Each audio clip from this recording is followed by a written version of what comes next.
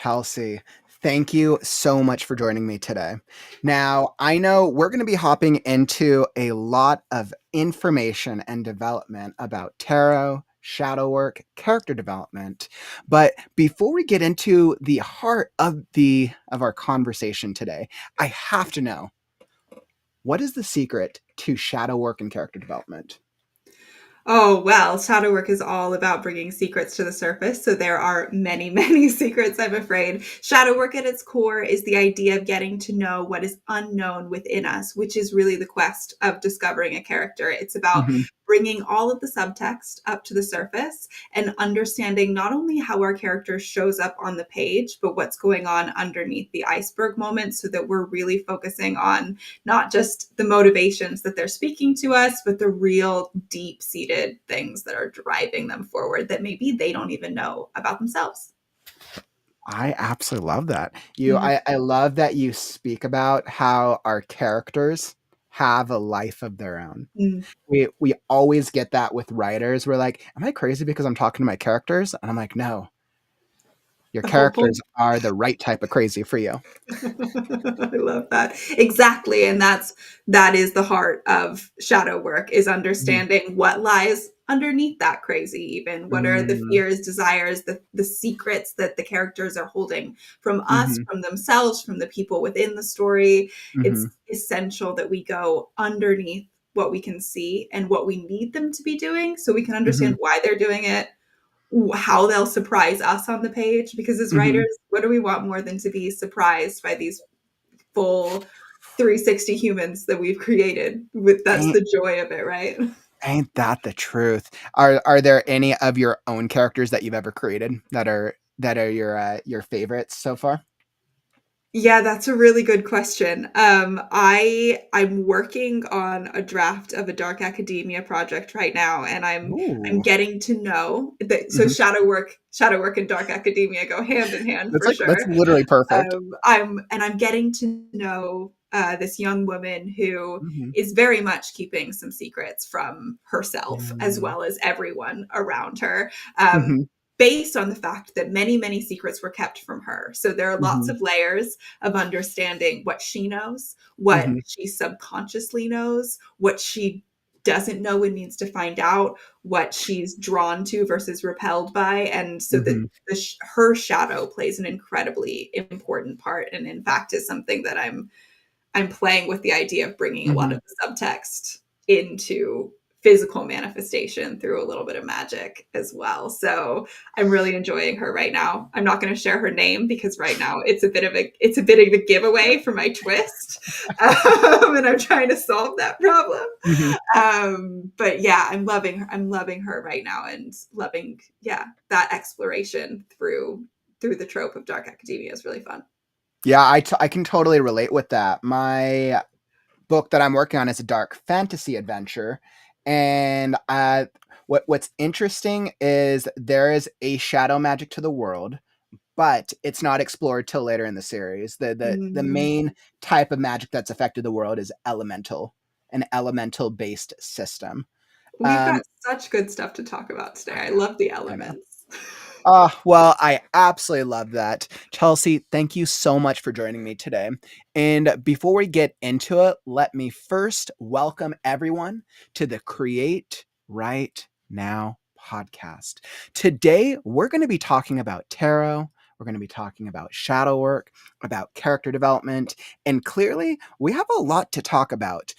When you're working on your characters, what is that? What is the thing that's holding them back? What's that layer underneath the surface that you're trying to help understand, define, figure out, solve, so that way you can tell the story that you want to tell? Welcome to the podcast. I'm Kauffman. I'm on a mission to help the writers of the world with the process, lifestyle, and mindset that it takes to be an author. Because let's face it, the writing journey has highs and it has lows. But with the daily writing community, 450 consecutive streams and counting, this is the place to be. So make sure to come join because we're starting right now. All right, my friends. So for today, I am so happy to be able to bring Chelsey Pippin Mizzi, to join me. We're going to be chatting about a couple areas. So, we're going to be talking about unlocking storytelling through shadow work. Then, we're going to start peeling back the layers and we're going to go into character development specifically.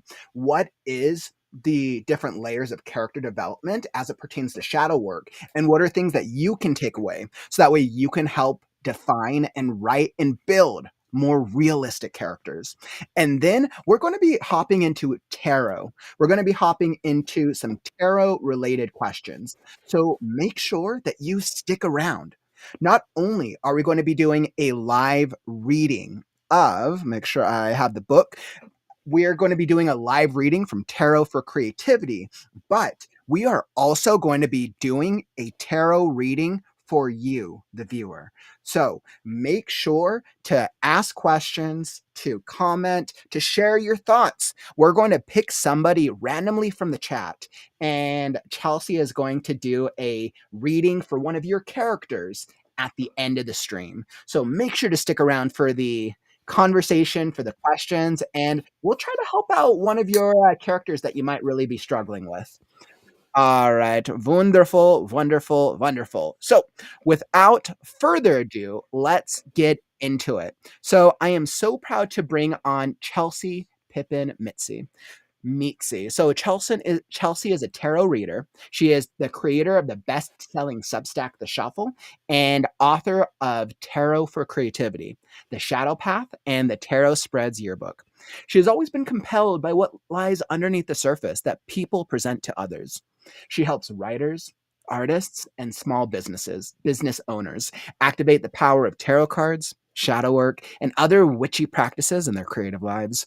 Her reading and mentorship clients have signed deals with the big five publishers, stage theater productions on international stages, and become business owners themselves.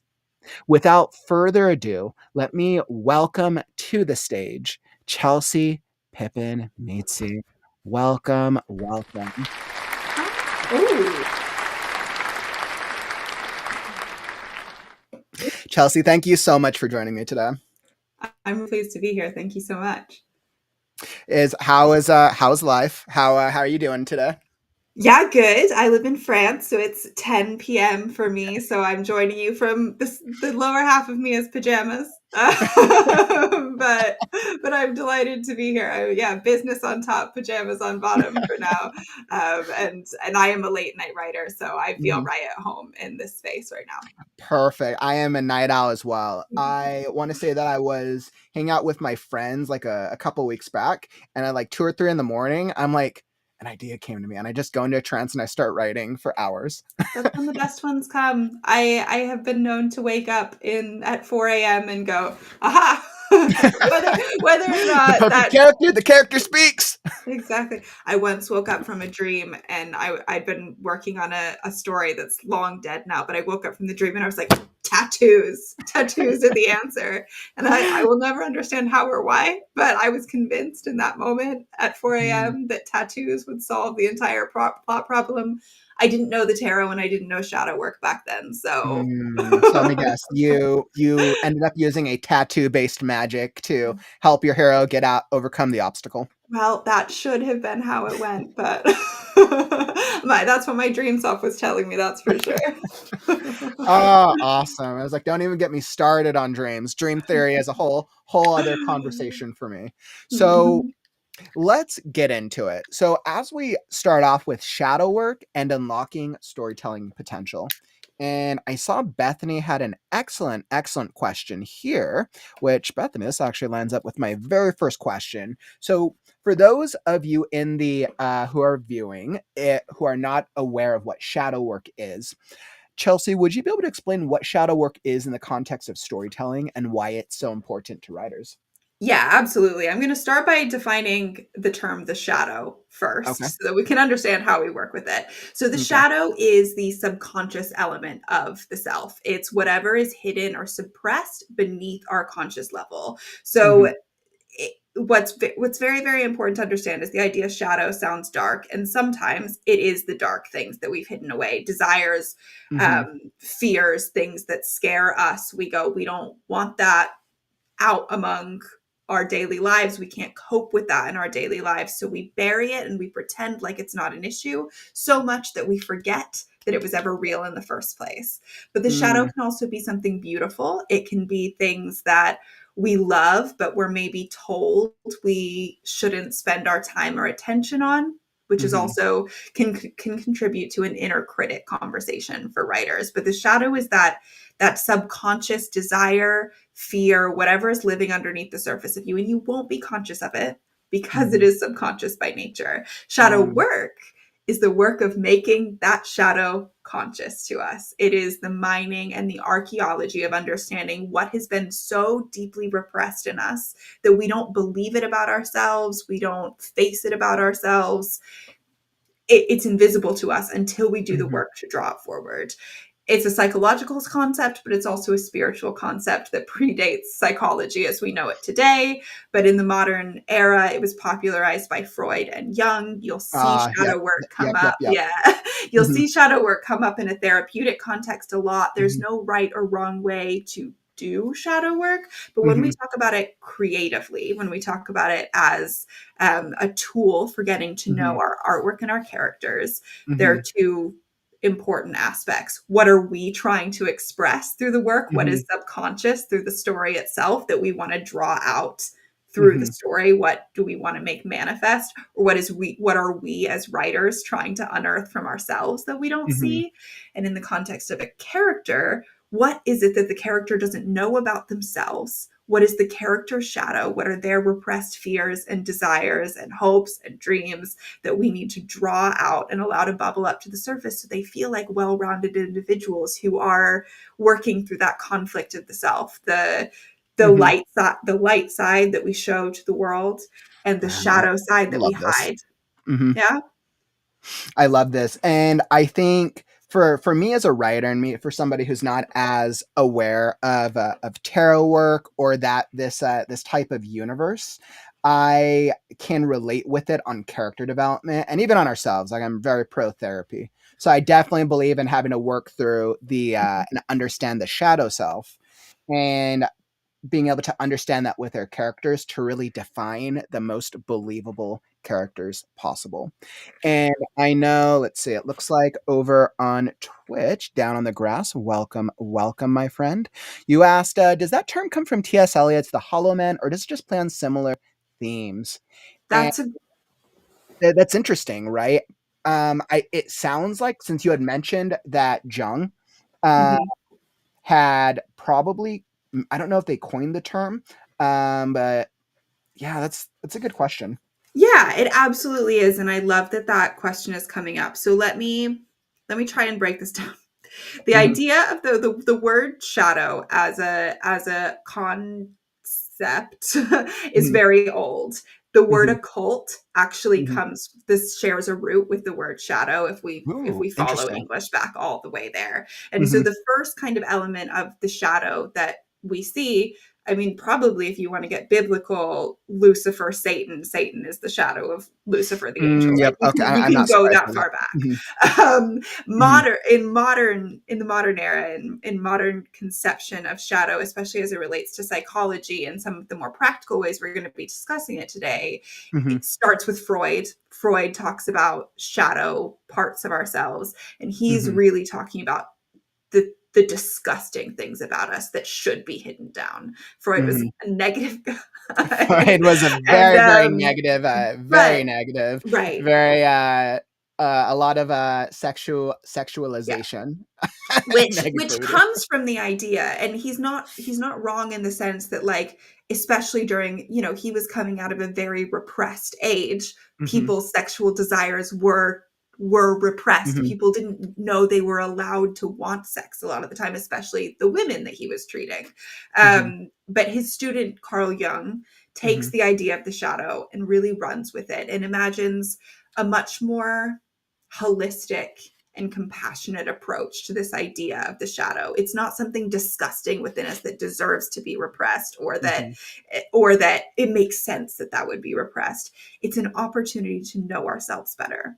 It's Hmm. something worth exploring and something worth doing the work to engage with the subconscious to allow ourselves to see. And my book, The Shadow Path, which is a very beginner's guide to doing shadow work for yourself through creative exercises, takes young and more of a spiritualist approach to understanding that every part of us is an crucial piece of what makes us whole, even the desires that maybe we initially feel disgust by. It doesn't mean we act on every violent desire that we have. It means we acknowledge it and we show love to ourselves rather than going, that's not allowed to be here. I don't like it. I've decided it's not part of me. That's something different than going, I'm not sure how I feel about that, and it doesn't make me feel good, but let's talk about how I can own that part of myself without hurting myself or anyone else. So it's a complex topic. Elliot, to come back to the Hollow Men, interesting to kind of touch on the ways in which the shadow comes up in art and culture throughout history. Again, we can start with the Bible. You can look at almost any art from the beginning to the dawn of time. Oh, and you can yeah. find And I'm sure that it's been, shadow. I'm sure that it's probably, I mean, the idea of shadow work, shadow characters, or the shadow self of authors, ourselves in storytelling. I'm sure it's been referenced a lot throughout histories and especially throughout creative context. But I think it's one of those things that, based on what you're sharing, Chelsey, it sounds like it's something that's been around and been a part of culture, but maybe very not as understood as well for anybody who doesn't have an understanding of psychology or historical psychology. Yeah. Well, shadow is a word that we give to something that we can all recognize, which is the fact that there are parts of us ourselves that are unknowable to us. That sense that there's a part of each and every one of us that is unknowable to us, that is the shadow that is cast by the light that we know and we show out to the world, is what Jung called an archetype. And we work in archetypes in storytelling a lot. The shadow is the archetype of the unknowable part of us, the dark part of us, not dark because it's evil, but dark because it's unseen, dark because it's hidden, hidden in the shadows, occult, hidden. All of these secrets come back, the secrets that we keep, the secrets that are stored within us. And that's so important for us to understand, to bring it back to characters specifically, about the characters that we're writing on the page, because our secrets are often what drive us, even if we don't know that's what's happening. We talked before we got on live about both having been theater kids, and I did my undergraduate as I studied acting as an undergraduate. And my favorite part about working on a play and working on a script was, before you get the script on its feet, you do table work. And table work is when you get the script out on the table and the actors, the director, whoever else is working closely creatively on the production, pull that script apart for every piece of subtext you can find. And you're asking, why would he say this like that? Why would he do that like that? What's the why? And it's the actor's job to read the words and then to decide the why. And that's how an actor brings a character to life, is to understand what's going on underneath the words. And as writers, we have to do that for our characters too. We have to know the why, even if the character themselves doesn't know it. So we have to do and I that think, kind of Chelsey, work for the I character. think this actually goes really, really great into our conversation about character development. Because I know that many writers struggle with creating authentic, flawed characters, right? If the reader doesn't connect with the character, then they don't keep reading the book. So how would you say that shadow work helps writers tap into their characters' deeper hidden layers? Well, because it is the process of discovering and pulling back those deeper hidden layers. All shadow work is the decision to engage with what's not seen on the surface. So we see, to take like a super archetype here, we see Luke Skywalker, and he's resistance, he's hero, he's whatever. But there are unmet needs and desires that Luke Skywalker isn't necessarily admitting or even aware of. There is the need for identity. He doesn't really know who he is or where he comes from. He knows that that's true, but he doesn't know how that lack is driving him. He's not engaging every day, starting his day by going, man, if only I knew who I was and where I came from, all of this would be solved. And yet the shadow of his family line, the Mhm. fact that where he came from is present in him, even though he Mhm. doesn't know who his parents are, Mhm. begins to unravel the entire story. So in that Mhm. sense, as writers, we're always doing shadow work all the time. We always know more about our characters than they know Mhm. about themselves. But by thinking Mm. actively about what is the shadow side, what are the secrets that our characters are keeping from Mhm. themselves, what are the secrets that are being held back from our characters, and how is that keeping them from knowing themselves, Mhm. is a really helpful way to introduce conflict. It's very Mhm. human, it's very relatable, and those are things that may not come up to surface on the page, but that we That's as really interesting. writers So find would ways you say to. then would you say that then for Luke Skywalker? Because I think Star Wars is always a Mhm, great example. So if you were to simplify it for somebody who doesn't understand shadow work at all, right? Let's say we're mhm. a beginner. So would you say that for Luke Skywalker, it's his part of his shadow self is his world that he's been born to, obviously, Anakin and Padme. So obviously he's been born to different parents. He's really from a different world, but that is his shadow self, that he's from a different world where we start the story off. Yeah, absolutely. That could Mm-hmm. absolutely be the case. And it will Mm-hmm. be what's beautiful about the shadow is that it, in the same way that our physical shadow changes shape as the light moves and as Mm-hmm. we move and our bodies moves, it changes shape and it can be something different based on everyone who's interpreting what's going on.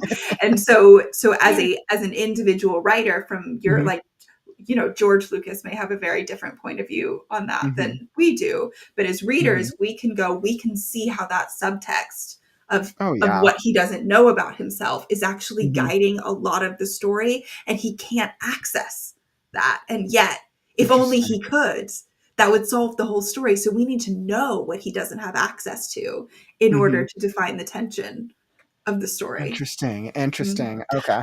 So then it So almost feels like there's so many different facets of mhm, understanding a shadow, somebody's shadow self, whether it's for mhm. us or for character development, for us to really fully craft a believable character. Absolutely. And I think Hmm. to simplify it in terms of a practical Hmm. tip for writers who want to do some more shadow work, the first thing to do is to look at your character and go, what are they doing? What's the why that they don't know of why they're doing this? We can ask in the middle, okay, why do they think they're doing it? Hmm. And then we ask, why are they really doing it? And the shadow lives in that space of why are they And really why are they doing okay? So we have their base level, which is it? what what they do on the surface, Hmm. um, and then their secondary level. Oh, this goes into the whole iceberg thing, right? Of Yeah, the ego, the iceberg of exactly. or id, right? Like it's been Exactly. so long since I've seen that, but Yeah. that totally makes sense. So what we're doing on the surface, why we believe we're doing it, and then why we're actually doing it. Hmm. And then that And shadow is between the why we think we are and then why we actually are. exactly. Okay. Exactly. So the why we actually are is often very unknown to us. Yeah, it can be motivations and Mhm. ulterior motives for sure. That's another way of speaking about it. Mhm. Um, it can be, I think the other question is, and we'll get it more into this when we talk about tarot, which is a really good tool for drawing out the shadow, drawing the Mhm. shadow to the surface. It is the unsolved mystery of the self. It is the uncharted territory of the self. And Mhm. when we allow ourselves as people to cross that territory or Mhm. cross that threshold into that unknown territory, we come to know ourselves better. When as writers, we cross that threshold for our characters, we come to understand an entire other half of the story that's Oh yeah. happening underneath the surface. I have so many questions about character development and shadow work, but Mhm. I have a real quick one about your Substack because I'm sure you get so many questions from writers. So I know you've built a best-selling Substack around these same ideas. What has been the most surprising response from writers using shadow work in their creative process? That's a really great question. What's been the most surprising response from writers in using their shadow work in the or using Because shadow work in the I'm sure creative you get process? all types of questions Yeah. from the writers in your community. Well, about a month and a half ago, I ran an in-person workshop in Mhm, London for creatives based on mhm. shadow work. Okay. And a friend of mine who's a wonderful writer based in Paris calls me and tells me what her shadow is up to from time to time ever since she took that workshop with me. She's given it a name. We do an exercise where we draw an Mhm, image of our we do a visualization and we draw an image of our shadow, and that's a metaphor. Like I said, our shadows change shape all the time, and it's not really a physical being, but in this really beautiful way did she latch on to this image she has of the animal that her shadow is and the name that it has. And mhm, so she calls me up and she tells me what her shadow has been up to, what it's saying to her, how it's inspiring her, how it's holding her back. And she's made her shadow a character in her life, which I mhm. love. And I've run a similar exercise before in digital workshops around shadow work as inner critic work. I see that Mhm, the inner child has come up here. And yes, the inner child, the inner critic, all of these kind of parts of us, these mhm, characters that pop up in our brain as elements of our creative process, or that we don't allow to pop up in our brains mhm. sometimes, can be shadow material as well. But I run this workshop about the inner critic and the shadow, and we give our shadows a job, Okay. and our inner critics a job, and the writing that has come through, people love that idea of like, oh, here's this bossy thing that's around in my brain telling me I'm not good enough. And now if I did a character sketch about this Mhm, voice that's this disembodied voice in the back of my head that I don't mhm, understand, and I try to give it motivations, I try to mhm, understand what it wants that I don't know or that it doesn't know, then they mhm. create these really rich, beautiful people that they could write stories about. And I love I guess that's it. The most surprising and wonderful thing to me is that the shadow, it's a metaphor for understanding what's beneath the surface. But in drawing it Mm, out of the surface, we give it shape and we create character just from interesting. that exercise. And it's so fun. Oh, that is really cool. I would like to throw Mhm. this exercise back to the community. So if you're here in the stream, welcome. We're just talking about shadow work and character development, or if you're watching on the replay, I would love to hear if you're based on whoever your main character is in your story, if you were to contextualize one of your character's greatest weaknesses, how would that be embodied as like a maybe an antagonist, a character? I would love to hear. Drop a comment. So that was an absolutely great question. Now we're gonna push into character development because like I love this conversation. But before we do, if you are enjoying the stream, make sure to follow and subscribe. We're here every day with the Right Now community, 450 consecutive writing streams and counting, and many more. If you're looking for a daily writing community of writers of all genres and skill levels, then this is the place for you. We just launched our Read Now book club, and in the spring, we will soon be talking about the fated fantasy fiction contest. Oof, I'm looking forward to it. So we got so much coming up. So make sure to tap that follow or subscribe button, and you'll be alerted when we go live. All right, my friend. So, Chelsey, thinking into, let's push into character development itself. So, every great character undergoes a deep transformation. How can writers use the shadow work to craft powerful internal conflict? I understand creating, doing work to help understand certain traits, but how do we do it so that way we can make that like that conflict Mhm. tangible for a reading experience? Yeah, that's a really, really great question. It will be slightly different for every writer, but Mhm, one example, I don't know if anybody here watches White Lotus, but I think White Lotus as a series does an mhm, incredible job of a shadow work journey or a shadow journey, for instance. Interesting. What would you say Oh, that all so I know the third season just came out. I'm What not watching the third season yet, but the first I two. haven't either, but I think the Okay. first two seasons did a good job of portraying externalizing a lot of internal Mhm. conflict with these characters. I would agree with that. Exactly, and I Mhm. think what happens, and I'll speak to the first season. What happens is you see the characters as in the first act, they're showing up as the people that they think they are. They're showing up as their external selves in a lot of ways, and as they start to push each other's buttons, we start to see the shadow selves emerging, Mhm. the worst bits of them, or the like the deepest desires within them start to emerge. And what happens when that shadow self starts to break out of the performance of the self as the surface self, is that it flips the entire world upside down. And so you really do have that kind of hero's journey element of Mhm.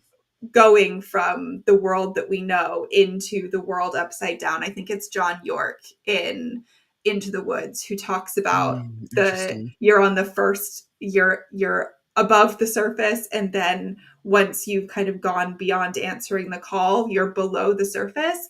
Answering the call is a step into the unknown, is a step into the shadow. So you'll Mhm. have your exterior, your surface level plot Which for mechanics. writers who are not familiar with storytelling structure, the Mhm. answer the call moment is usually it's usually in the first act. So it's usually at the end of the first act. Mhm. Sometimes it can be the beginning of the second. That's a little late, but generally somewhere like movie, usually 20 to 30 minutes into it.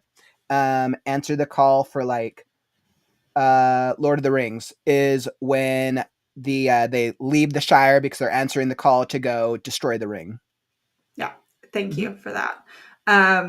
Exactly. So mhm, once you kind of hit that moment, and sometimes the kind of real reversal comes in the kind of absolute midpoint moment too, mhm, when you get closer to an all is lost kind of moment. But mhm, something from the world that we have been understood to know in the story, or the character understands and knows, is flipped on its head, and that happens in plot. In White Lotus, there's a real tonal shift. mhm, There's a point at which everybody's on vacation and it's kind of annoying and you're not quite sure where it's going. And then all of a sudden, the world gets a little weird. One or two things happen where boundaries have been crossed. mhm, And suddenly parts of these people are coming out that previously would not have come out in public, mhm, and because they've all pushed each other's buttons. And I think that that's a really good example in like even a non-fantasy space where you see the shadow of the self take over and drive the story forward.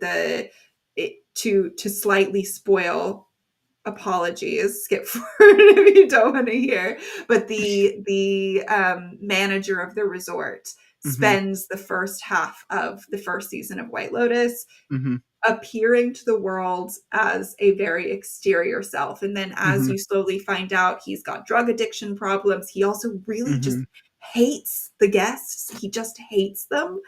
It, mhm, this completely different personality starts to emerge, and it's not just negative things. His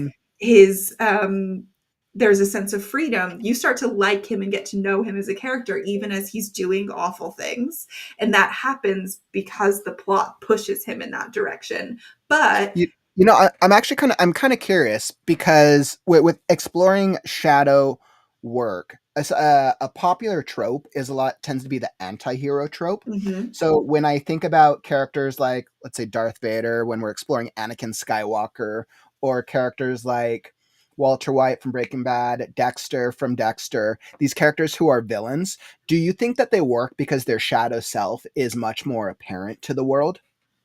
that's so Dexter's like fantastic I example, I know. think, because actually there is so much. uh, you could read Dexter as a metaphor for the shadow completely. I mean, And considering that his psyche he refers to as the dark passenger. yeah, Mhm, exactly. So there is absolutely the shadow as trope, the shadow mhm, as kind of storytelling function happening on the page there. That's an incredible example. And yeah, I think the anti-hero really is, as a narrative device, is a leaning into the shadow. What, you know, I think Vince Gilligan talks about it on a podcast somewhere about Breaking Bad, and it may not be him. It may be Bryan Cranston, but the idea that like Walter White was always the guy who was going to do all this. It's just that they had to give him the right circumstances in which to So do that way all he this. would He get didn't. closer to his shadow Yeah, self and become who he was really truly meant to be. yeah. The shadow emerges. It didn't. Evil didn't fall on him. It was in there, in him, but he found circumstances in which allowed that shadow to emerge.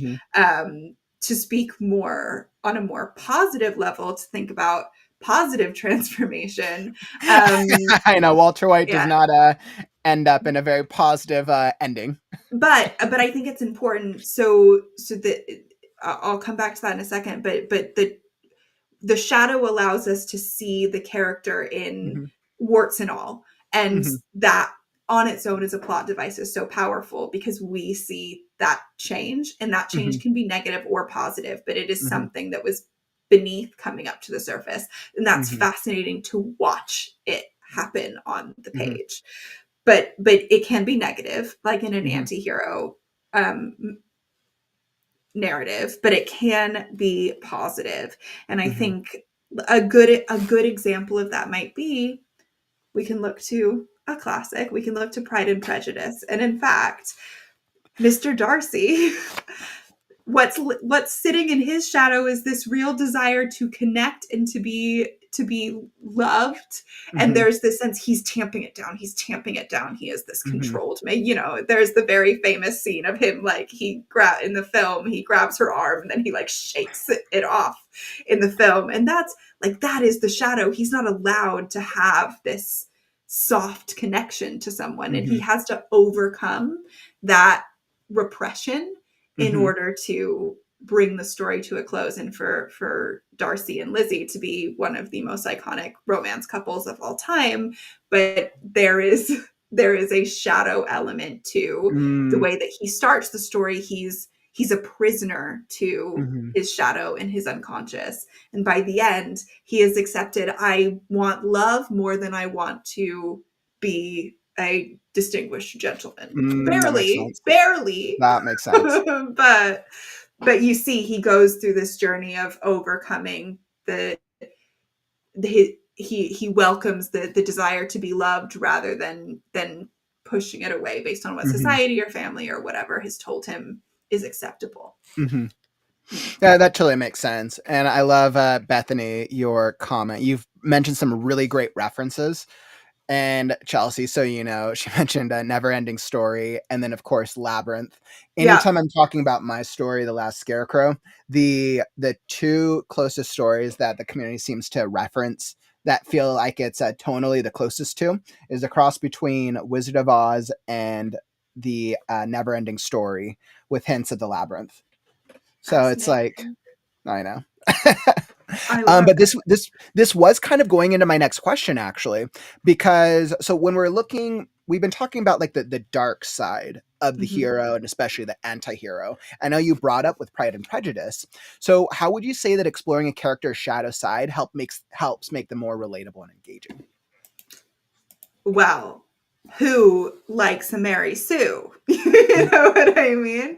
I think that's what it comes down to, is every real character has flaws. Because every real human has flaws. Every real character has things that they are self-conscious about, and every real character has things they don't know about themselves. And all of the characters we want to root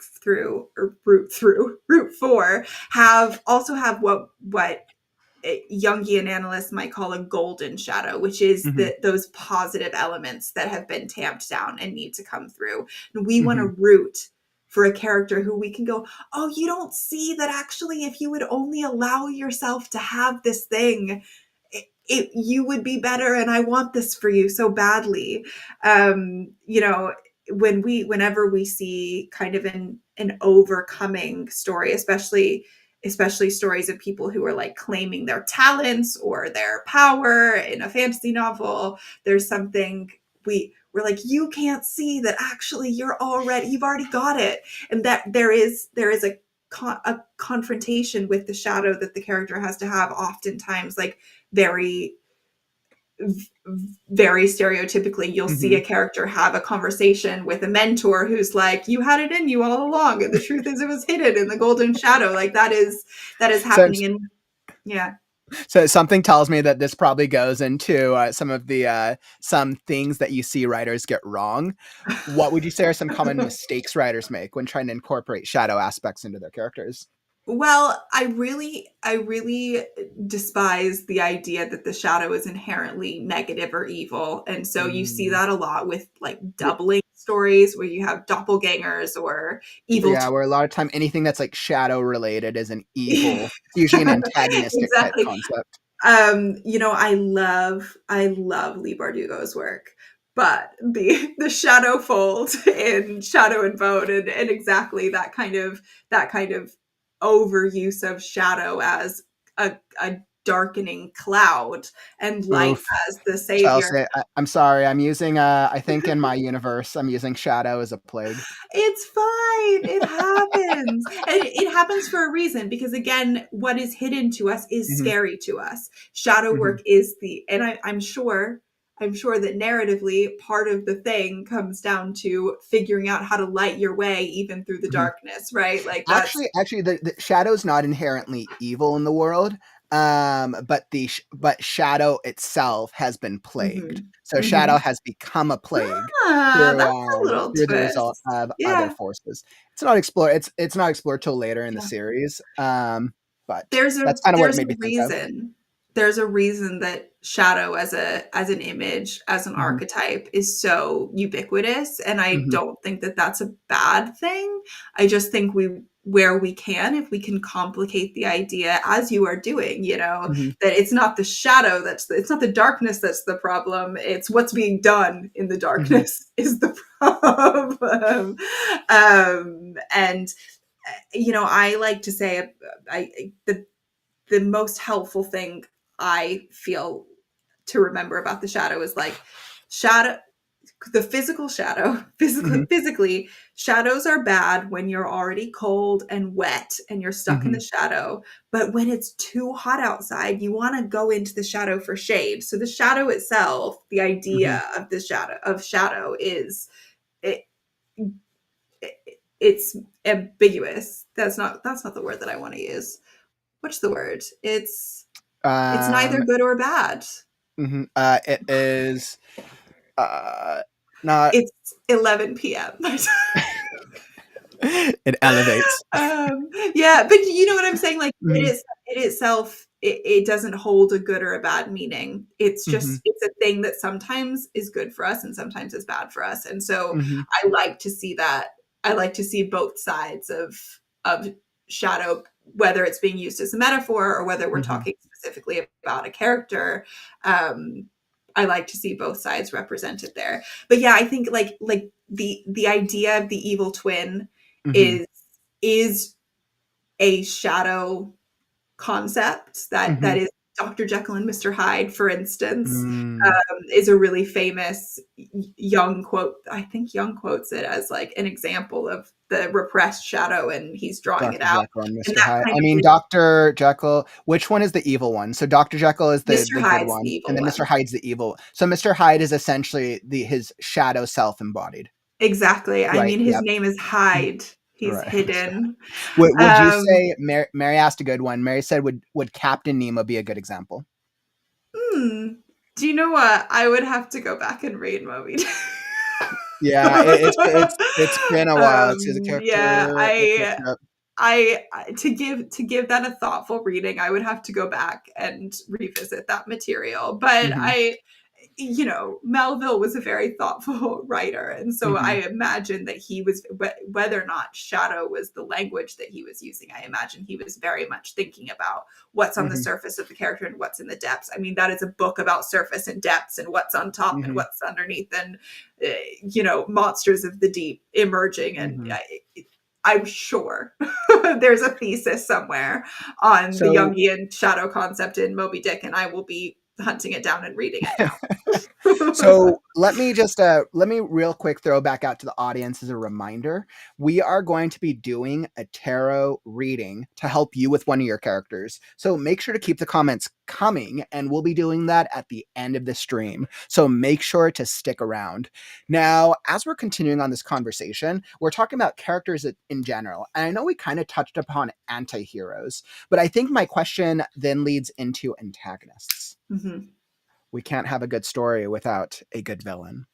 So, how Absolutely. would you say shadow work can help writers avoid flat villains Mm-hmm. and create layered, complex antagonists? Yeah, that's a great question. I think in the same way that it helps us see our characters as 360 people and really get into the meat of the why, or our protagonists as 360 people and really get into the meat of the why, it does the same for an antagonist. I am of the persuasion as a writer Mhm. that you should have told yourself the story from the antagonist's point of view as if the antagonist is the protagonist. In some ways, you as the writer need to be thinking of your antagonist as the protagonist of their own story. And so the same work that you'd be doing to develop your protagonist, you should be doing to develop your antagonist, because you need to fully fleshed humans battling it out, both of whom have strengths and weaknesses and fears and desires and unmet needs that they are grappling with through the story to make a really compelling conflict Mhm. between their values. And so, Mhm. as much as you want to find within your protagonist maybe the sticking points and the icks and the things that press their buttons, with Mhm. your antagonist you want to be looking for those golden shadows. What are the actual gems that are hidden beneath or within them? When do we see those moments of humanity? At what point, to what extent, has humanity been repressed for them and become a shadow aspect? Mhm. There's an idea in Jungian shadow work as well about projection, and what is hidden in shadow for us we may project onto someone else. So Mhm. if I am unwilling to confront the idea that I'm deeply afraid no one will ever love me, and so I go around acting like I'm the most popular person in the world and I've come to believe it because deep down I'm really afraid no one will ever love me. um, I've lost my train of thought.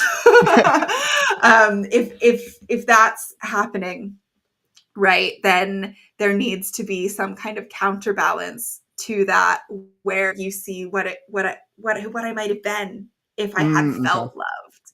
Okay. And I think it can be really useful to think about what is buried for the antagonist and how we Mhm. can use that to draw out humanity that's repressed. We Thanks, can Bethany. Chelsea, we can totally forgive you considering how late it is in your part of the world. I got there. I think I didn't make the entire full point I wanted to make, but I got there. So I think now's probably a great time to transition into the tarot side of it. Mm. So when we think about unmasking the character's shadows using tarot as a tool for writers, would you be able to walk us through a specific tarot spread or method you use to deepen character development? Yeah, absolutely. So I will say I am aware that the concept of the shadow is vast and hard to pin down. That's Hmm. kind of the name of the game. Shadows, we can't see everything within them. And Hmm. so the tarot becomes a really good tool for us as writers for Hmm. identifying specific shadow material we can work with in our characters, because it is a big Okay. ask to say, Okay. okay, well, what's hidden in this character? And Hmm. now I have unlimited options, or I have to write myself so far deep down a well of stuff that's never going to end up on the page. Like, that's really overwhelming. The tarot Hmm. is a collection of 78 archetypal images. Hmm. Carl Jung was not a tarot reader, but he believed in divination, and Okay. had some really interesting things to say about divination. He used the I Ching, which is a Chinese divination method. Hmm. Tarot cards are a fairly Western, fairly recent divination method. Hmm. Tarot as a concept is comes from the 15th century. But we've got these 78 cards, all of which are storytelling images. And so we can ask them, what is hiding underneath the surface of this character? Let's imagine, I have a short story that I'm working on right now about a woman who finds out that her sister is dying, but she's never been to a funeral. So she starts going to funerals to practice and to study because she needs to be prepared. And so, in some ways, there's a lot on the surface there. She's confronting the shadow of not knowing how to grieve. That's something that she's aware of. But let's imagine, it's like, I'm going to do it live now. Let's imagine, like, what is it that I don't know about her? What is that she doesn't know about herself that is complicating that? What is it that's hiding in shadow for her that may give me insight into the story I want to tell about her, the ways that how she's going to grow, how she's going to change over the course of the story. Okay. So this is the Two of Wands. Okay. Which is interesting because it's about a choice between how we think the world is and how vast the actual world is. And so to me, she believes deeply that if she can just go to enough services, she will know how to behave at her sister's service. But let's be honest, going to strangers' funeral services is small. Here, we've got this figure has this little globe in their hands. He thinks he can see the whole thing. She thinks she can wrap her head around what it is to grieve her sister by watching other people grieve their loved ones. But the vastness of grief is so much bigger than that when you're experiencing it yourself. And so there's something here about her belief that to be prepared will save her from grief. She's so afraid of that feeling that all she can think to do is study, when really what she needs to do is be present with, she's already feeling grief. She knows that her sister is going to die. She's already feeling the grief, but she's so afraid of being present with the grief. The grief is sitting in shadow that she's like, I know, going to enough services will save me from that. And so what's sitting in her shadow is the actual grief that she's trying to learn about. Her own grief becomes secondary to making a study of other people's grief. Interesting. So there's a real, like, that to me then kind of opens up. Those are things I kind of know, but something that it was difficult to articulate until I'm looking at this image about the smallness of the perspective she's giving herself versus the vastness of the true experience she's going to have, regardless of whether she's prepared or not prepared. Interesting. So you can see how that works. That gives me a little bit of insight. Another question that I like to ask often, and how I think I'll guide our lucky human who gets to have some questions for their characters, that I like to start with, what is a secret that my character is keeping from me? Like, that's a really brilliant way of drawing out some shadows using the tarot. And I ask it all the time. That my character is keeping from me. So I think this is actually going to be really awesome. So what we're going to do is we're going to pick somebody from the chat, and we will do a tarot poll. Is that what it's called? Even just like a single card. Perfect. You know the lingo. For one of your characters, or for a question you may have for your character. So if you have a specific question for one of your characters in your story, drop a comment. We're going to be picking that in just a little bit. Now, what I'll do is I'll give you guys an example with a character from my story. So let's see. And I'm trying to think about what is something that I need to understand about my character. Because you just posed a really great question. I'm trying to ask myself, what is something that I need to explore? And it's probably something that I need to explore for my protagonist throughout the series. So, okay. So for my main character, Scarecrow, from the book is called The Last Scarecrow, Dark Fantasy Adventure. What is something that he needs to understand about his shadow self that he has forgotten, that will allow him to be successful in completing his his uh his his life, his goal, I guess. Great question. Let's see. Woohoo, they're chatty. Cards are jumping today. Okay, this is interesting. So one is flipped over in my deck, and it is the 5 of Cups. Okay. So, couple of things here. This is a Okay. really interesting shadow card. So it is a card about grief. So I'm coming back to grief again. Oh So my certainly there goodness. may be some Wow. untapped kind of grief to Mhm. reconcile with. There Mhm. certainly, grief is a really common experience that we bury in our shadow. We don't Mhm. want to feel that pain. We don't want to feel that loss. We don't want to reckon with what it means to us, whether that's the loss of a person or a way of life, or just something that we care about in general. Grief is a really hard feeling, and because it's hard, it is one of the most commonly repressed, tamped down, not dealt with feelings that kind of Mhm. end up living unconscious within us instead of made conscious, rattling around in our brains all the Mhm. time.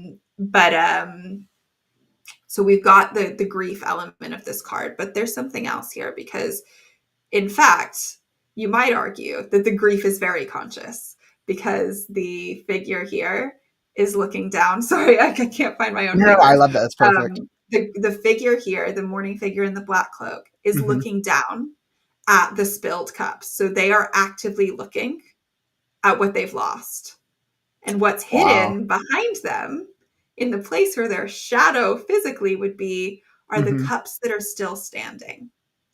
So, a question I imagine I would have for you is, what is your character?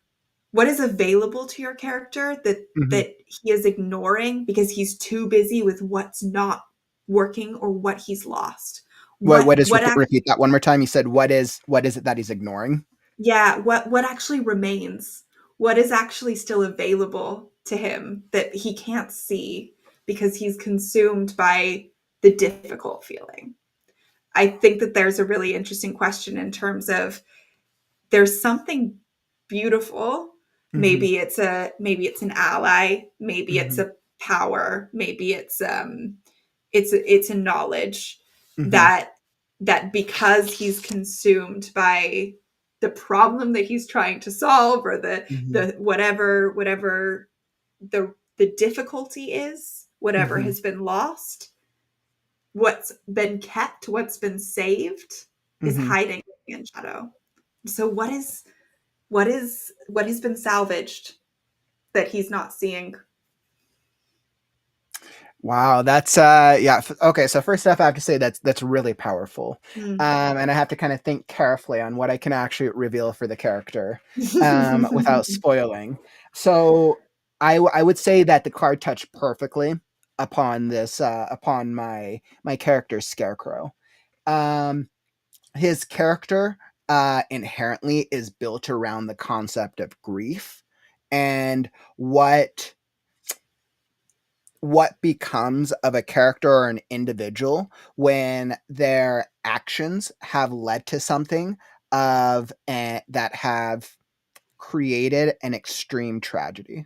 Mhm. Um, so the series explores his understanding of himself, along with the characters around him, because Mhm. they live in a world which is kind of like end of the world apocalypse. Most species are at the end of their species, and most characters don't even remember who they are because they're losing their memories. Shadow work So all over the exactly, exactly. place. Exactly. And the first book really explores him. He starts off as a blank slate, essentially.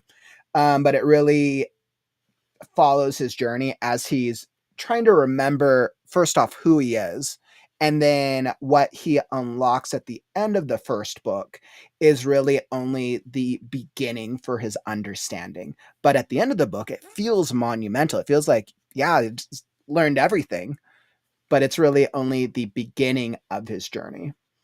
So Mhm. it's given me some good this has definitely given me some good food for thought, because I've been Yeah. thinking about that. You said you had the him looking upon the world, the entire world that he's so the entire world that he's traveling through is a is basically the result of his actions.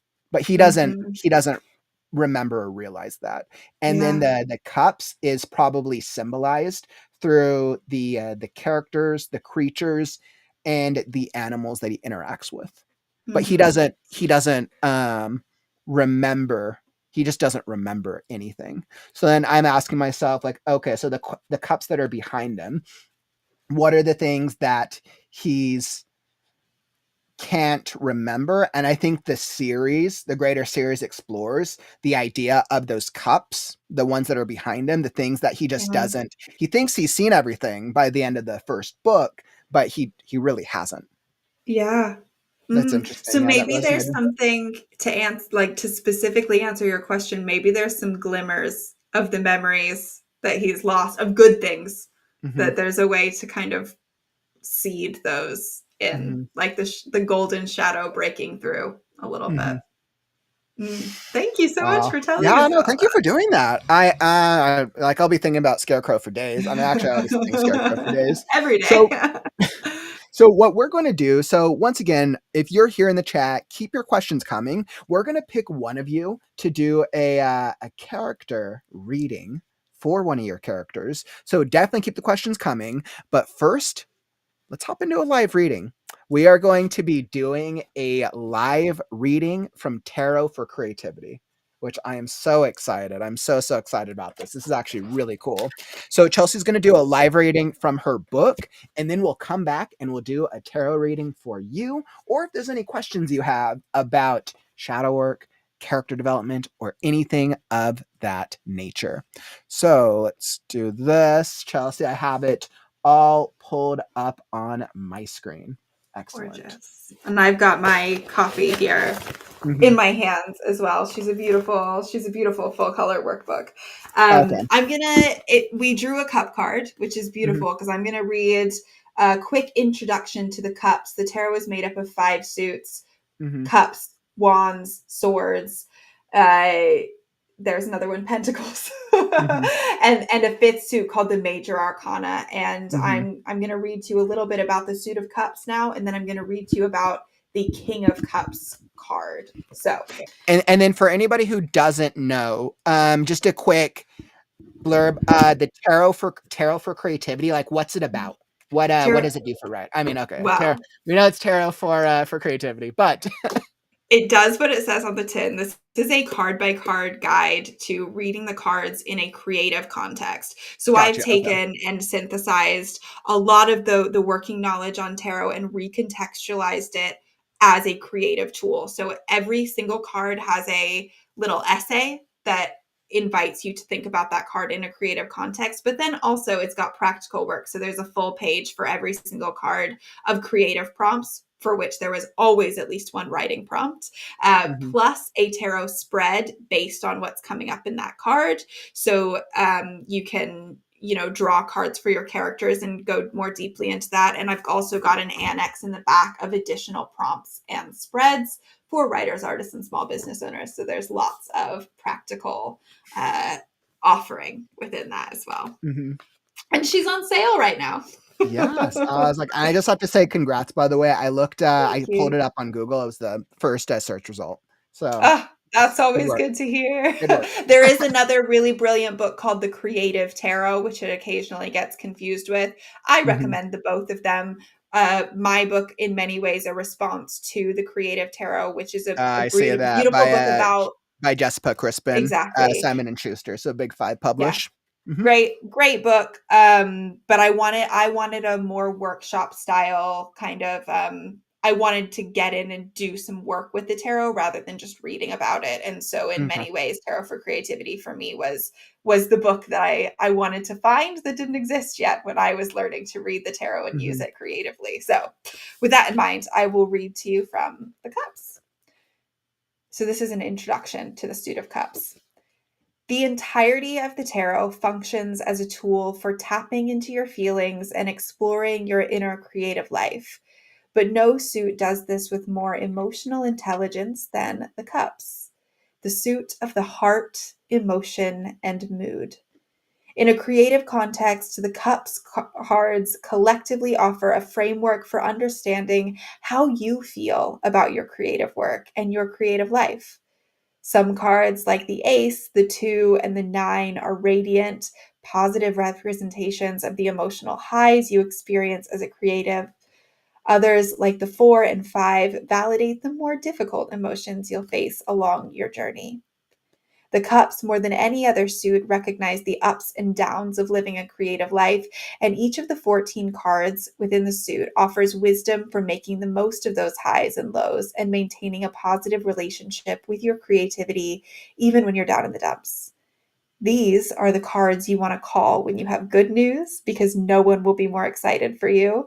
And they're also the cards you want to run to when nothing's going right, because no one can offer a warmer, more understanding resting place. The Suit of Cups offers lessons to help you build emotional resilience to support yourself in the many seasons of your creative life, and they will empower you to develop a more loving and compassionate relationship with your creativity. Cups are vessels, they're holding spaces, they're deep wells. When you interact with these cards, remember that they're designed to hold you and your entire creative experience with love, not judgment. Allow yourself to feel seen and safe within these pages. And now I'm going to read to you about a specific cup card, the King of Cups.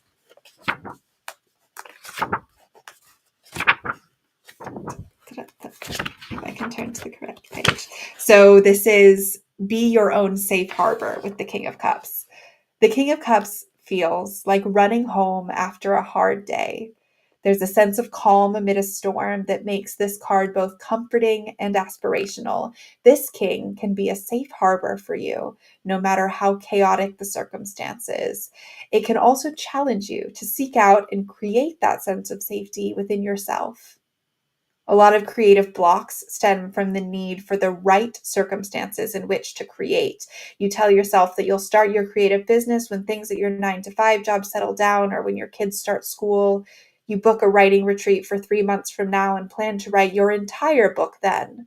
You need to be in the mood to paint or have the perfect charcoal pencil to start sketching. You need to learn how to use the right software before you can create in a new medium. Your personal and professional life are just too stressful for your creative juices to flow. All of those things may be true, and it's understandable that you might question your creative skills and priorities when you feel under pressure in other areas of your life. But the King of Cups offers an alternate way of navigating your relationship with creativity. Too often, we talk ourselves out of showing up in the world because we believe there's a right time and a place to be creative. We convince ourselves that we need to protect our creativity from the chaos in our lives.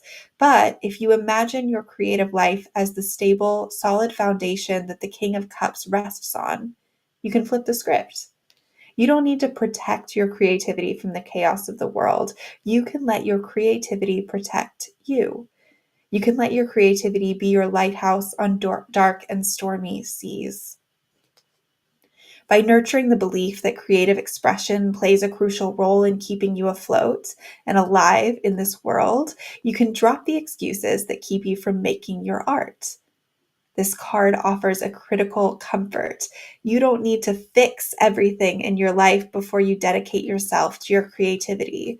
You can look to your creative experience as a balm for things that feel broken and messy. When you allow your creativity to play the role of King of Cups in your life, you'll find new ways of navigating the stormy seas around you and new ways of keeping yourself afloat on your own terms. And I will add that one of the creative prompts on the following page is to write a story about an explorer lost at sea. Imagine how they get to safety and what they learn along the way. There you go.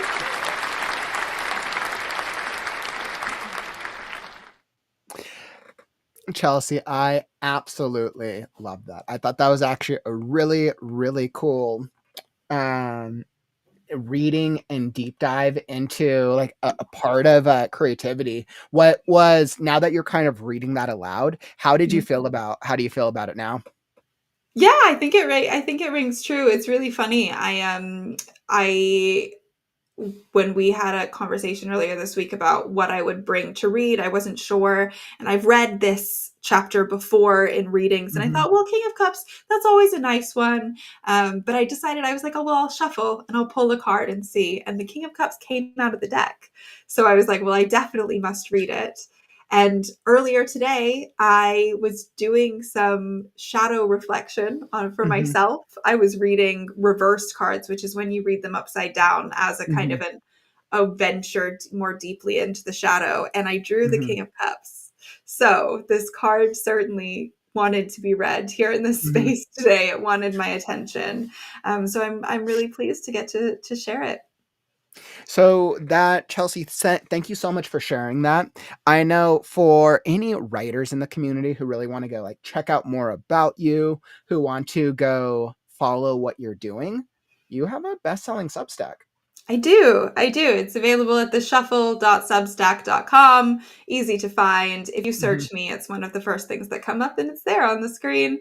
And there are links to all of the other ways to work with me, links to my books, links to all of my work on there as well. So it's a really great landing page. And I run a weekly tarot journaling club. So if you're interested in diving deeply into the tarot as a tool, it's there. And there are within the paid membership tier, there's is a 5-part workshop that's tarot for writers specifically, which may be of interest to our friends here. Everything from character development, which we're talking about today, to plot holes and outlining and creative self-care. So I'm very proud of that series. That is so cool. So when writers join your Substack community, they can kind of expect to get help with like character development and being more creative. Are there other things that writers can expect from it? Yeah, well, I call it the shuffle because it's a little random, intentionally. I shuffle cards, but I also shuffle my interests. I think that the creative life means collaging lots of bits and pieces of creative work together. I offer a lot of creative guidance based on my 15 plus years experience working in publishing and galleries, and I've been a journalist. I used to work at literature festivals. I've been a librarian. I've been all over the map, and I bring all of that and now as a published writer and consultant myself, I bring all of that to the table and share my experiences and my insights there through features, through interviews. I interview a lot of other writers using the tarot as well. So you'll find a wide range of relevant to our creative interests as writers, as people who are interested in magic there. I try to keep it fresh. And yeah, I run regular workshops on the writing craft, looking to tarot and shadow work as a framework for that. Awesome. So for anybody who wants to go learn more about what Chelsey's doing, the shuffle is over on Substack. I just linked everything down in the chat. It's also linked down in the YouTube description down below. So definitely go check it out. It's very, very cool. There's a lot going on over there.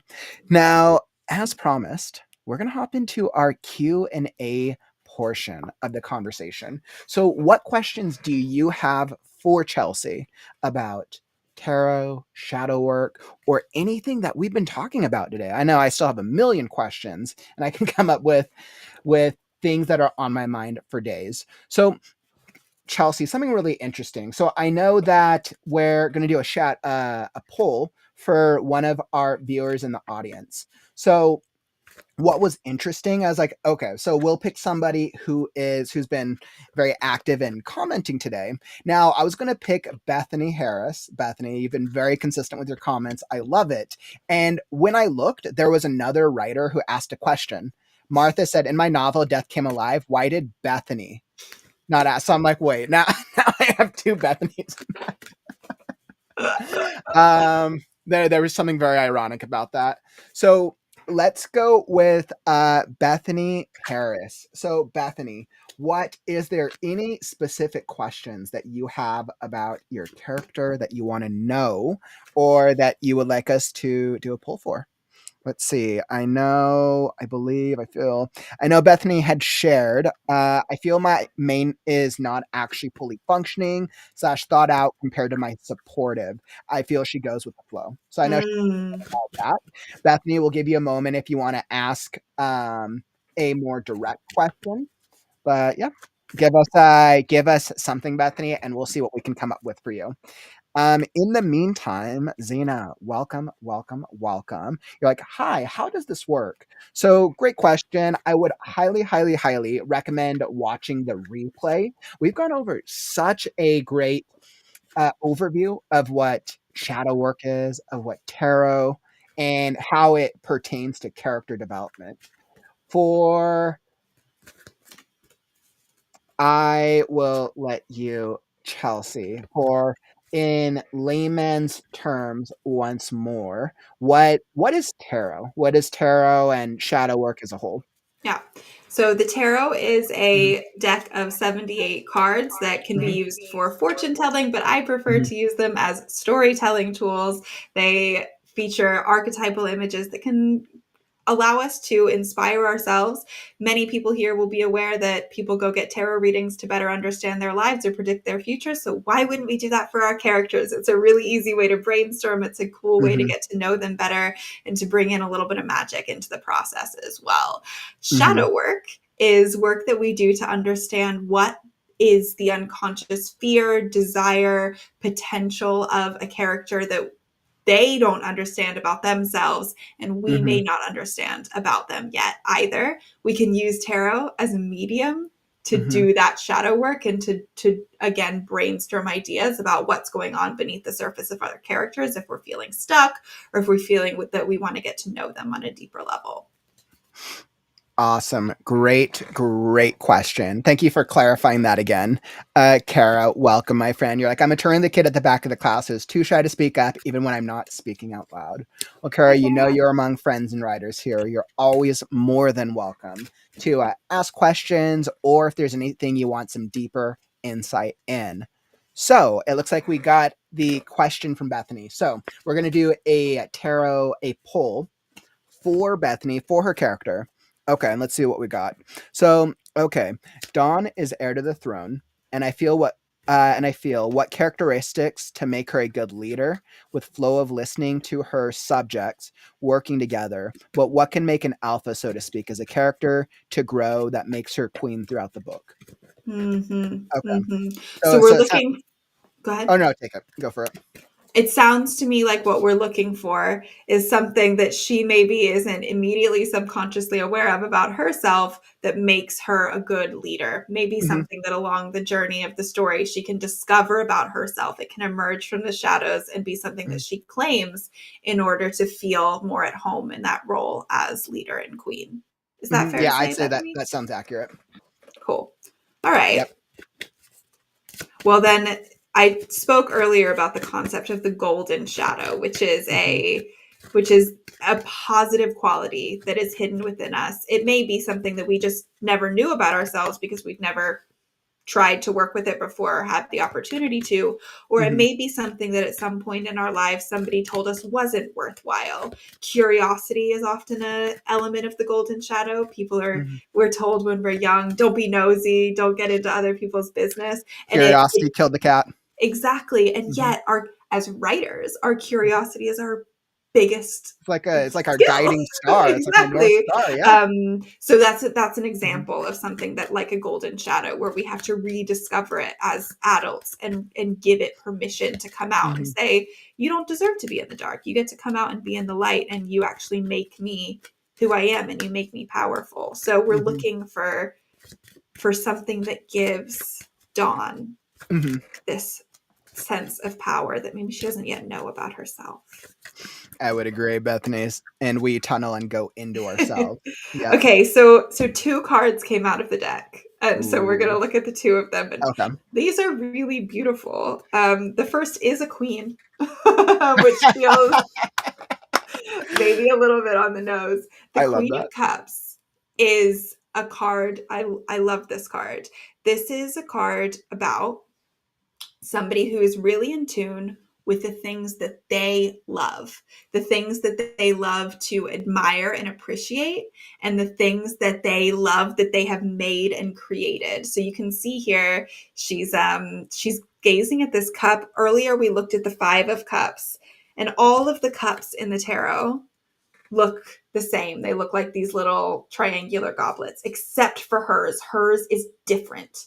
And so there's something really unique and special and one of a kind about Dawn that maybe she's been told that's useless. That's what, like, that doesn't look like something you can drink out of, right? Compared to these other cups. And yet, this queen is looking with such love at this thing in her hands that is decorative, that is just beautiful, that is just here to be admired.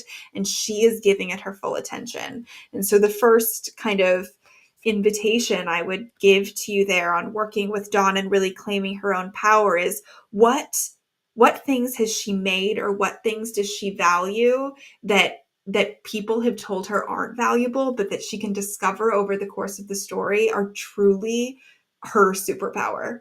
And maybe it's a magical power, maybe it's a personality quality, which I'm going to get into in the second card. But there's something that is uniquely Dawn that she has to claim that actually makes her the queen, even though it feels like it's something other people say makes her less queenly. Does that make sense? And then let's dive a little bit more deeply into what that quality or that thing about her might be. We've got the Star. This is a card, pardon the nudity. This is a card about vulnerability. This is a card about being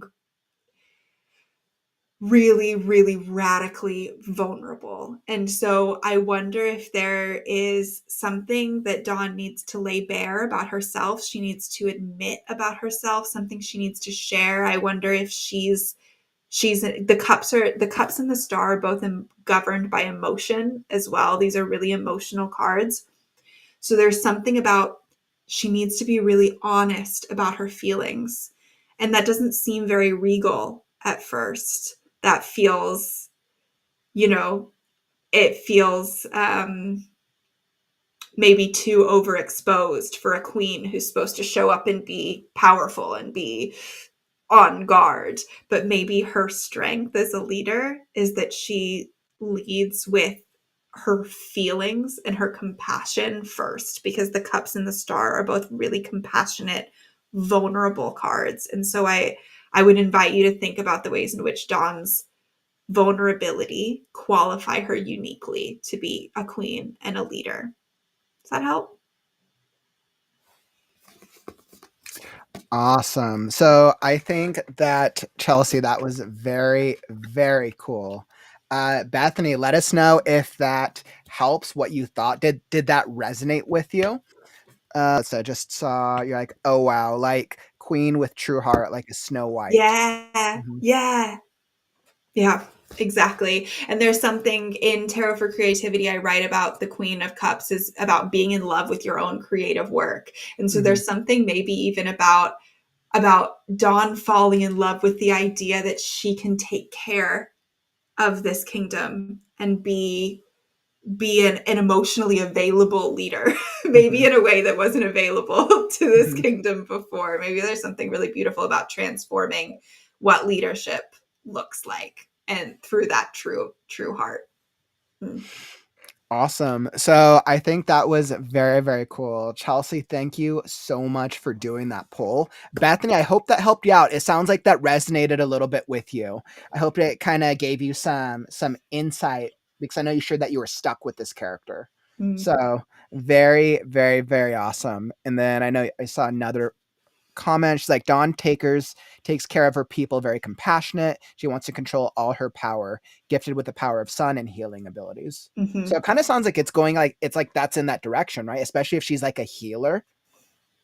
So you might want to play with if you're stuck and you want to ramp up some tension, you might want to play with the idea that maybe other people don't value her healing abilities. Maybe there's a Mhm. sense that rulers aren't healers. Maybe they have a different power and she's got to work to reclaim actually what this kingdom needs more than anything else is a healer. Mhm. That might be worth investigating and playing with how she's going to reframe the power of healing as actually a royal gift for Bethany. Awesome. Yeah, I think that's very, very awesome. So, Bethany, once again, thank you so much for commenting. Thank you for being involved in the conversation. And definitely, I hope that helped out a little bit. Yeah, thank you, Now, Bethany. Chelsey, as we're reaching this part of the podcast where we're hitting that mark where we're going to wrap up. But before we do, there's always one final question that I have to ask all of my podcast guests. If tomorrow was your last chapter in the book of life, you got hit by a car and that was that, what quote or philosophy of your own making would you leave behind to the writers, authors, artists of the world? The big ask. I think, and I am forever relearning this anew and forever counseling my tarot clients and my readers to remember is making art, writing stories is the act of making a big mess. You have to make a mess. Then the second part of the art is cleaning it up. But you can't make it clean until there was a mess to clean up in the first place, and the mess has to be of your own making. I just think we have to embrace the mess, and then we have to embrace the cleaning up, but it has to start with mess first and the joy of making a big mess and not knowing what you're doing. That's the point of it. And then you will clean it up, but you have to make the mess first. So I think if I paraphrase correctly, making art, writing stories is the act of making a big mess. You have to make a mess, we have to embrace the mess, and then the joy, and then the cleaning up and the joy. Yeah. Yeah. I think so. I'd be really happy if that's what I left people with. Chelsey, thank you so much for joining me today. This has been an absolutely wonderful conversation. I know I always leave these conversations with more questions than when I started. I got so much value out of just the one question reading for Scarecrow, and I can tell a lot of our community got a lot of value as well. So I want to thank you for taking time out of your schedule. I know it's late for you, but it's been very, very valuable. Well, thank you so much for having me, and thank you to everyone who's here and anyone who's watching after for giving me and what's going on in my brain a little bit of your time and attention. And thank you so much for having me. It's been a joy. Awesome. And for anybody who wants to know more about you, Chelsey, or they want to go Mhm. check you out, where can they find you? On Substack at theshuffle.substack.com, on Instagram at pipcardstarot, and on my website at tarotforcreativity.com. That one's easy. It's the name of my book.com, tarotforcreativity.com. And all of those will link back to each other. So if you make it to one, you'll find all the rest. Beautiful. And it's all linked down in the YouTube description down below. You can find Chelsey on social. So definitely go check her out. Like Chelsey, like you're very, very knowledgeable. And I can tell even just from doing like a single card pull, I was like, wow, I feel like I've learned so, so much. So thank you again, my friend. Well, thank you. Thank you for trusting me to pull cards for you and to Bethany as well. I can tell a lot of our writers here in the community got a lot of value. And yeah, I'll let you get going as I close out the stream. Thank you so much. It was great to be here. Awesome. Thanks so much, Chelsey. All right. So Wow, what a great conversation. Now, as we look towards creative writing on the morrow, if you showed up a little late into the conversation, make sure you check out the replay. We got so much value right from the beginning of our podcast conversation. The replay, as always, will be available at all times, along with all 28 other episodes of the Create Right Now podcast. If you're looking for something to watch next, go check out the author branding for the author hybrid branding. This was our last podcast episode, and I chatted with Rob Sanborn about how to be a hybrid author and what did that look like. So go check that out. Go check out some of our previous episodes linked down in the YouTube description down below. And then make sure to come back tomorrow and join us. We are going to be having 2 streams. So we're going to be doing our Monday update stream where I have some big updates for the community. We're going to be talking about the book club, and then we're going to be talking about the Faded Fantasy Fiction Contest. So for those of you who might have remembered what our road map looks like for the year, we're going to start talking about our next fiction contest that we're hosting this spring to help get you published and then help give you another avenue, another route, another option to just write. So we're going to be sharing a couple of those details tomorrow. And then for our YouTube channel members, I will be doing a live YouTube channel member only stream about how do you create an author blurb. So if you need help with creating your author blurb, make sure to stick around tomorrow. If you're not already a YouTube channel member, only $5 for the lowest tier. All you have to do is click that join button down below the video and you can join, and we will be having some fun tomorrow. And most importantly, if you enjoyed the stream, tap that like button on your way out. Help us show the algorithm that writing streams are cool. All right, my friends, today's been an awesome conversation. Thank you all for joining, and thank you for being a part of the conversation. But unfortunately, that brings us to the end of the stream. Don't forget, words are wind, but stories are forever. I'm Kauffman, and I'll catch you on the morrow. Stay creative, writers. Right now. Right now. Right now. Right now. Right now. Because it's time to write now.